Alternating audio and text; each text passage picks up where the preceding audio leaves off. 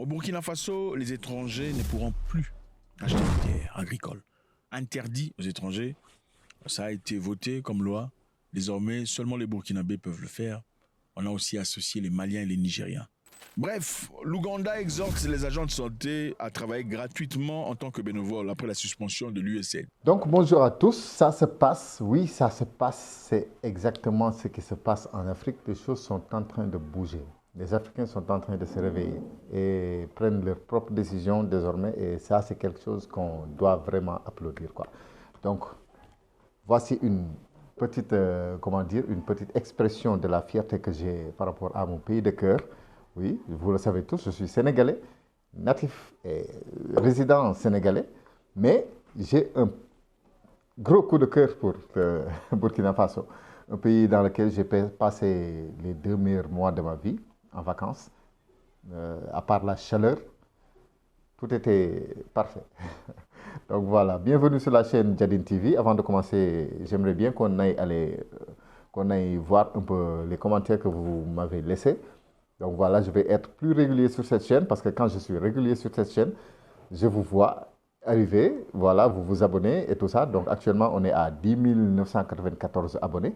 Donc il ne reste que 6 personnes pour qu'on atteigne les 11 000 abonnés. Et à partir de là, on va essayer d'atteindre les 20 000 abonnés le plus rapidement possible. Donc s'il vous plaît, vous pouvez aimer cette vidéo et la partager et me laisser vos avis en commentaire. Donc avant de commencer, allons regarder un peu les commentaires que vous m'avez laissés hier. Donc voilà les derniers commentaires que vous m'avez laissés hier sur la dernière vidéo que j'ai publiée hier. Donc voilà, quelqu'un comme Papso, il dit que il est temps que l'Afrique se réveille. Donc vous voyez, et c'est exactement ce dont on a besoin actuellement. Et c'est quelque chose qui est en train de se passer. On le voit clairement chaque jour. Donc vraiment là, on est bien heureux. Ok. Donc Dissa Mohamedou, il dit qu'on est compétent dans l'esprit sur soi-disant nos intellectuels. Donc je pense qu'il veut dire que l'incompétence de nos soi-disant intellectuels, c'est dans leur esprit. Peut-être que c'est ça qu'il veut dire. Donc voilà. Il y a Ladeni Sen Yetera qui dit merci, on est à vos côtés. Donc je vous remercie beaucoup d'être là. Et je sais qu'à chaque fois que je suis plus régulier sur cette chaîne, vous arrivez de plus en plus. Donc à partir de maintenant, j'ai l'intention d'être plus régulier sur cette chaîne. Donc bienvenue à tous nos nouveaux abonnés. Bon, ça c'est Pape Alignan, c'est notre journaliste national. Donc voilà, retournons un peu à tonton Zach Moekassa. Parfois dans la vie, il faut prendre des décisions radicales. Des décisions qui vont changer de manière permanente votre direction. Mais espérons dans le positif. Les décisions qui changent la vie pour toujours sont généralement des décisions qui font très peur. Ce n'est jamais des décisions faciles. C'est souvent des décisions qui vous remettent en cause, en question. Vous asseyez, vous dites, mais qu'est-ce que ça va faire? Comment est-ce que ma vie va changer? Ça, c'est ce qu'on appelle la zone de confort. Actuellement, en Afrique, depuis très longtemps, depuis des années, on est dans une certaine zone de confort. Cette zone de confort, ce n'est pas une zone qui nous arrange, littéralement. Ce n'est pas une zone de confort qui nous fait du bien. Mais quand même, on est tellement ancré dans ça que finalement, pour s'en sortir, ça devient autre chose, réellement. Donc c'est ça le problème. On est tellement habitué je sais pas, à la serviabilité. Est-ce que je peux utiliser ce mot? Si c'est même un mot français. En fait, je veux dire, à être tellement asservi, à être tellement... Je perds l'expression que je veux utiliser. Mais on est tellement habitué à être en bas et à nous faire piétiner que finalement, c'est ça qui est devenu notre zone de confort. Et pour s'en sortir, actuellement, ce sera... Voilà quoi, c'est pourquoi vous avez vu un président comme Trump décider d'arrêter les aides et que vous voyez des Africains pleurnicher parce qu'ils se disent qu'ils ont perdu la vie, quoi. Littéralement, ou bien ils vont plus pouvoir vivre. C'est ce que notre chanteur national Youssou Ndour dit dans une de ses chansons. C'est-à-dire, le bon Dieu, il prend ce qui doit te revenir de droit, mais il va faire passer ça par quelqu'un d'autre. Si toi, finalement, tu t'ancres dans ta zone de confort, tu vas te dire que si celui-là t'abandonne, c'est fini pour toi. Donc, yàlla dafay mujj bàyyi la ak moom di la seetaan. Finalement, le bon Dieu te laisse à ton sort avec lui. Di la seetaan yàlla dafay mujj bàyyi la ak moom di la seetaan et à la suite. Donc voilà quoi. Bon, je veux dire que finalement, après, c'est même la nature qui te laisse, qui te laisse te débrouiller quoi, finalement. Donc c'est ça qui nous est arrivé actuellement, c'est ça qui arrive actuellement. Quand les Occidentaux décident de tout arrêter, c'est nous qui payons les pots cassés. C'est exactement ça. Comment est-ce que je pourrais survivre sans cette personne? Comment est-ce que je pourrais avoir de l'argent sans ce job? Ma vie va stopper, ça va s'arrêter.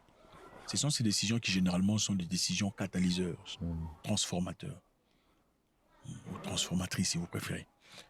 C'est donc ça. Au Burkina Faso, les étrangers ne pourront plus acheter des terres agricoles. Interdit aux étrangers, ça a été voté comme loi. Désormais, seulement les Burkinabés peuvent le faire. On a aussi associé les Maliens et les Nigériens.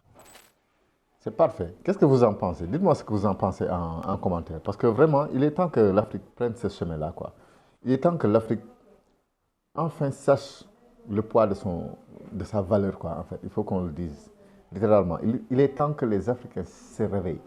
Il est temps qu'on sache qu'on est des êtres humains. On nous a si longtemps jugés par, je ne sais pas, la couleur de notre peau, ou bien peut-être même nos comportements face à d'autres personnes. Donc finalement, le respect qu'on a perdu, si jamais on a eu le respect sur cette terre, donc le respect qu'on a perdu, ou bien qu'on n'a pas encore acquis, c'est toujours finalement à cause de nous.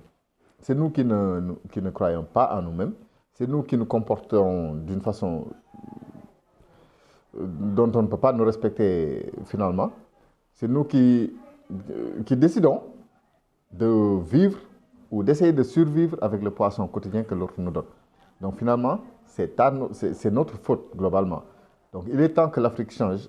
Et pour ça, on a non seulement besoin de dirigeants comme Ibrahim Traoré, mais aussi on a besoin que l'Afrique, en tant que peuple, s'unisse et décide par elle-même de changer radicalement les choses.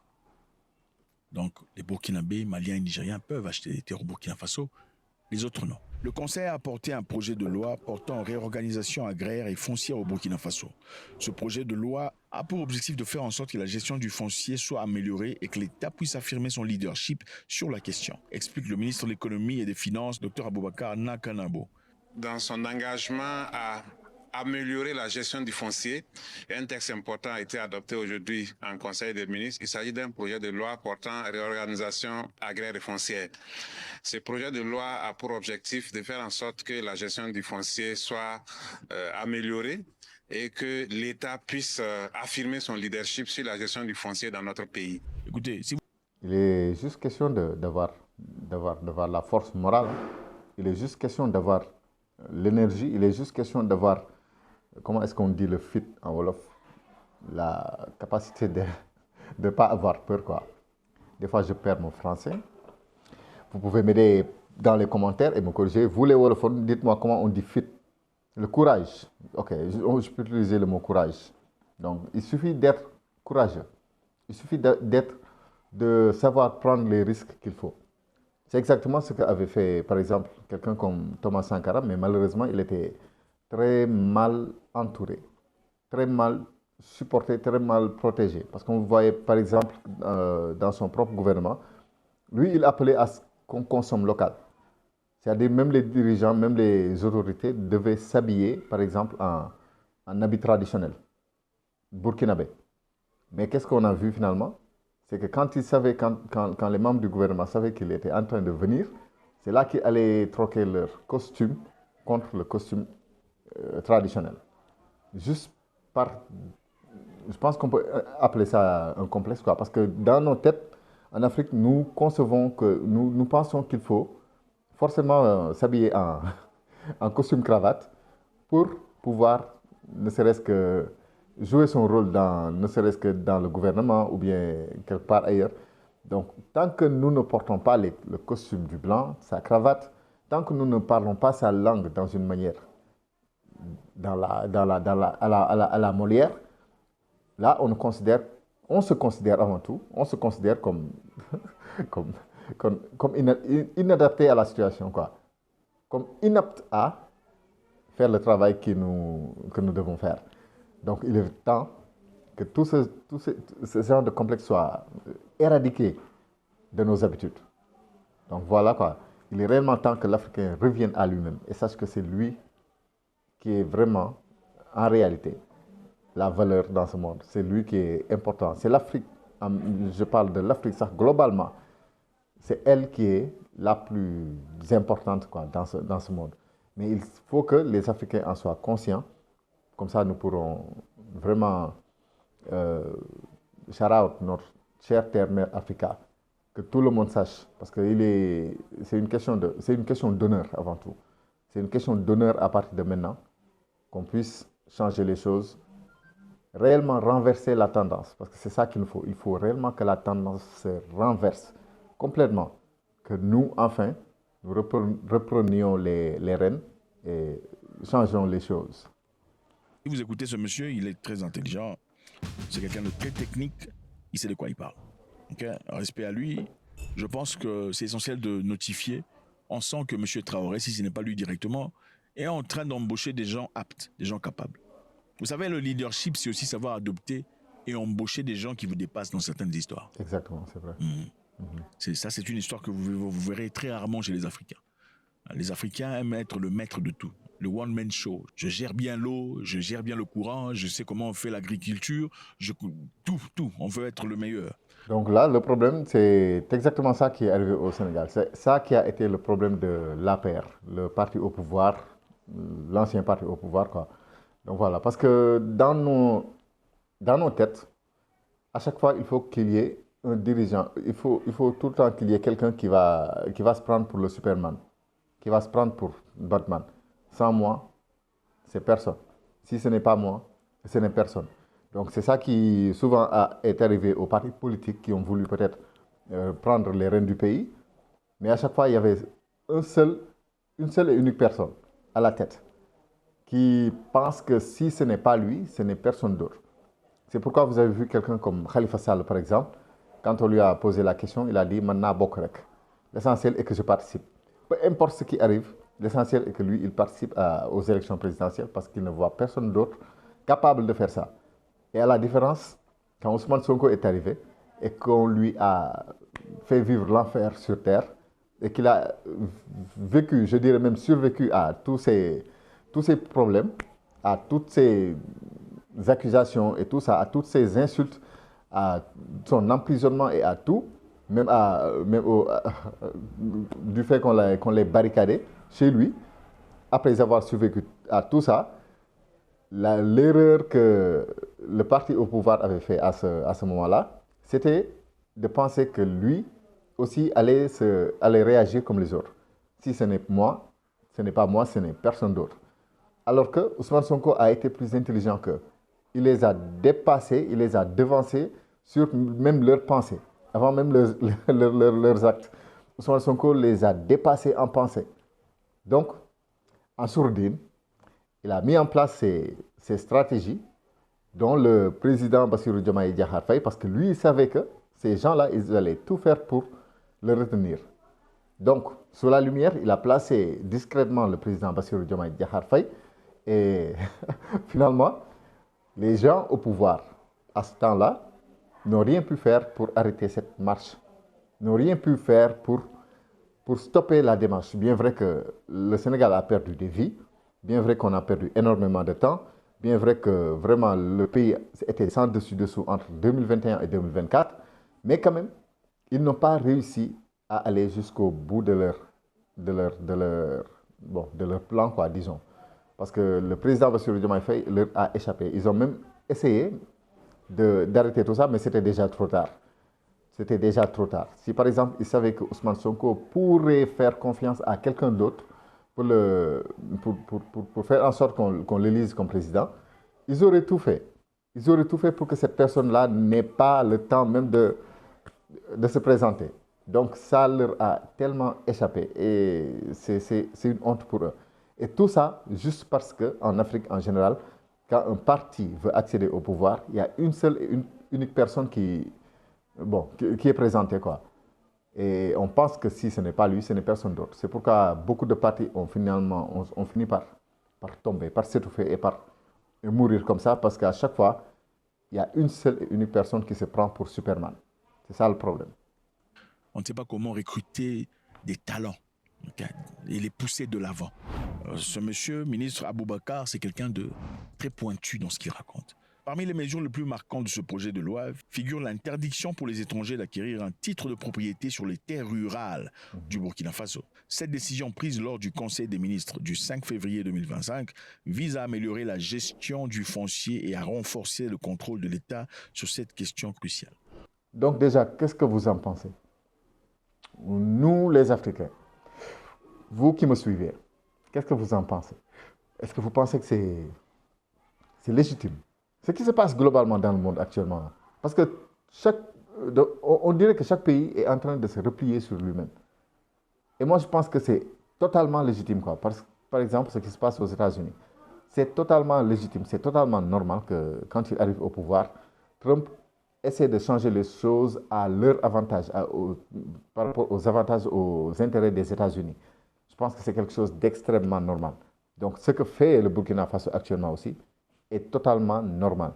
Et globalement, on doit tous faire la même chose en Afrique. C'est ça qu'on doit faire. Il faut vraiment qu'on montre à partir de maintenant, qu'on montre au monde qu'on est aussi valable, qu'on a autant de valeur que tous les autres. Et si on ne se respecte pas nous-mêmes, personne d'autre ne pourra le faire. Personne d'autre ne le fera à notre place. Personne d'autre ne viendra balayer la devanture de notre maison à notre place. Personne ne viendra nous donner le respect qu'on mérite si nous-mêmes, nous ne commençons pas par nous donner ce respect. Donc c'est ça. C'est la seule façon de changer les choses en Afrique. Il faut que les mentalités évoluent. C'est tout. En d'autres termes, les étrangers ne pourront plus acheter des terres agrières. Okay? On va garder ce privilège au gouvernement et à la population burkinabé. C'est une très bonne chose. Parce que la terre, c'est tout. L'une des raisons pour lesquelles l'Afrique du Sud traverse un moment particulièrement difficile, c'est parce que les terres ont été achetées par les Blancs. Okay. En 1913, ils ont voté le Native Land Act, une loi qui interdisait aux Noirs d'acheter des terres, c'est-à-dire permettait exclusivement l'achat des terres aux Blancs. Et aujourd'hui, 70% des terres sud-africaines appartiennent aux Blancs. Le capitalisme, c'est comme une baguette magique, quoi. Une baguette magique qu'on peut utiliser pour faire n'importe quoi. Voilà, il suffit de le vouloir et les choses changent. Ce que je veux dire, c'est, par exemple, il y a un étranger qui vient chez toi. Il te trouve dans ta maison, il te trouve sur ta terre. Mais ils vont tellement changer les choses que finalement, il va s'agir d'achat de la terre. Donc, si toi, même si ce sont tes ancêtres qui ont vécu sur cette terre, si toi-même tu es né et tu as grandi sur la même terre, quand l'autre vient avec son argent, déjà il te fait croire que c'est l'argent qui peut tout faire. Et si tu y crois, c'est fini. À partir de là, tout ce que tu as, tu le perds. C'est très intelligent, hein, le plan du capitalisme. C'est très intelligent. Parce que là, imaginez maintenant, ce sont les Noirs africains du Sud, les véritables habitants de ces terres, qui se retrouvent à... C'est grave. Et maintenant, pour récupérer ces terres, ça devient très compliqué. Ouais. Je pense que le Burkina Faso apprend très vite sur ce qui se passe en Afrique du Sud actuellement, suite aux sanctions que subit l'Afrique du Sud par Donald Trump. Donc aujourd'hui, on décide de clairement fermer la porte pour éviter les instances et les probables situations dans le futur. Par ailleurs, la reconnaissance des droits coutumiers dans ce projet de loi est une avancée majeure pour les communautés rurales du Burkina Faso qui ont longtemps revendiqué la protection de leurs terres ancestrales. Okay, cette reconnaissance devrait contribuer à préserver les modes de vie traditionnels et renforcer les droits des populations locales sur leurs terres. Eh bien, évidemment, écoutez, le pays est propriétaire des terres, mais pas tout à fait. Il y a aussi les communautés rurales, il y a aussi les chefs coutumiers qui ont droit. Hein, les rois, les moimis, peu importe comment vous appelez ça chez vous. Et c'est bien de voir que le Burkina Faso reconnaît leurs droits. Parce que dans certains pays, malheureusement, ces gens sont menacés. Pourtant, c'est eux les vrais propriétaires des terres. Partons du concept que les pays ont été fabriqués par les Blancs. Donc les terres qu'ils possèdent sont leurs terres pour de vrai. Ils doivent avoir un certain droit. Il y a des situations où vous voyez des entreprises viennent construire sur des terres ancestrales, des terres traditionnelles, des terres spirituelles, comme les vivent les aborigènes en Australie. Ils sont aujourd'hui en train de pleurer leur propre terre. Et malheureusement, il n'y a personne pour parler pour eux. Parce qu'ils ne sont pas blancs. Leurs terres sont... Donc, en fait, ce que je veux dire globalement, c'est qu'il y a tellement de leçons sur lesquelles les Africains peuvent se baser pour se faire. Les Africains peuvent se baser pour réellement éviter beaucoup d'erreurs. Donc, nous-mêmes, nous avons vécu beaucoup trop d'atrocités jusque-là. Nous avons connu la famine, nous avons connu les conflits internes, nous avons connu tout ça. Nous avons connu la commercialisation de nos ancêtres. Donc voilà, vous savez ce que je veux dire. Nous avons connu tout ça. Donc c'est comme si une certaine nature, je ne parle pas de la nature, mais une certaine nature voulait nous éradiquer, quoi. Donc ça a tout essayé, mais ça n'a pas marché. Que ce soit la commercialisation des ressources humaines, que ce soit en masse, que ce soit les conflits entre nous, que ce soit les divergences religieuses, tout ça, que ce soit les maladies, que ce soit whatever, tout ce que vous voulez. Mais l'Afrique est tout le temps restée forte. Vous pouvez prendre exemple par rapport à ce que je dis sur les Indiens d'Amérique. Ce sont les Blancs qui sont partis en Amérique, qui ont littéralement effacé ses habitants et ont pris le pouvoir et ont décidé de ce qui allait se passer sur ces terres, vous voyez, et pour construire ces terres, pour faire de l'agriculture, par exemple, et tout ça, ils sont venus en Afrique, ils nous ont pris par la force. C'est réellement comme un film, quoi. Je sais que vous comprenez exactement ce que je dis.